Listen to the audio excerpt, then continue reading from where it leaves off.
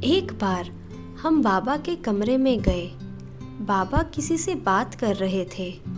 हम जाकर वहाँ बैठे। बाबा हमें बिठाकर कमरे से बाहर चक्कर लगाने गए। बाबा कभी किचन में, कभी आंगन में, कभी बगीचे में थोड़े समय के लिए जाते थे। जब बाहर जाकर वापस आए तो बाबा की नज़र कमरे के बाहर निकली हुई किसी बहन की चप्पल पर पड़ी। तब बाबा ने अंदर आकर हम लोगों से पूछा कि बाहर जो चप्पल है वह किसकी है। बहुत अच्छी चप्पल है, किसकी है? आओ बच्ची, इधर आओ। जिसकी थी उसने कहा मेरी है। बाबा जाकर गद्दी पर बैठे और प्यार से उस बहन से कहा, देखो बच्ची, कभी तुम भाषण करने जाओगी ना, तब लोग तुम्हारा भाषण नहीं सुनेंगे, तुम्हारी चप्पल ही देखते रहेंगे। फिर बाबा ने कहा, बच्चे, तुमको साधारण रहना है। तुम्हें ऐसी कोई कीमती चीज़ इस्तेमाल नहीं करनी है जिसको देखकर किसी का ध्यान उस तरफ जाए अथवा बाबा की बजाय उस वस्तु की याद आए, क्योंकि तुम बच्चों का कर्तव्य है सबका कनेक्शन बाबा के साथ जोड़ना।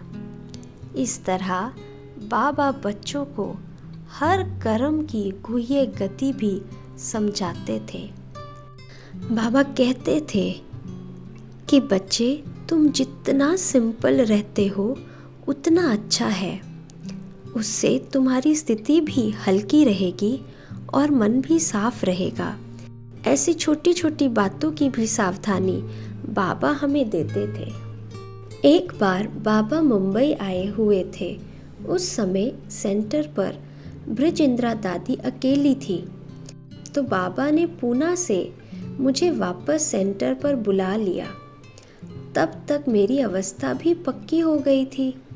लौकिक वालों से मोह ममता टूट गई थी।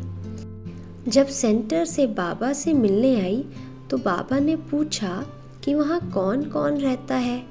मैंने कहा, ब्रिजेंद्रा दादी और मैं। मैंने अपनी हिम्मत और अच्छी स्थिति का अभ्यास बाबा को कराने के हिसाब से कहा कि बाबा, मैं कहीं अकेली भी रहूँगी तो मुझे कोई फ़र्क नहीं पड़ता। तुरंत बाबा ने कहा, बच्ची, कभी अकेले नहीं रहना है। तुम बच्चों में बहुत रूहानी आकर्षण होता है, इसलिए कभी अकेले नहीं रहना है। ये बात मुझे इतनी पक्की हो गई कि मैं ना कभी अकेली रहती हूँ और ना ही अन्य बहनों को अकेली रहने देती हूँ। हर सेवा केंद्र पर कम से कम 2 बहनें जरूर होती है। इस तरह हर छोटी से छोटी बात पर भी बाबा बहुत ध्यान खिंचवाते थे।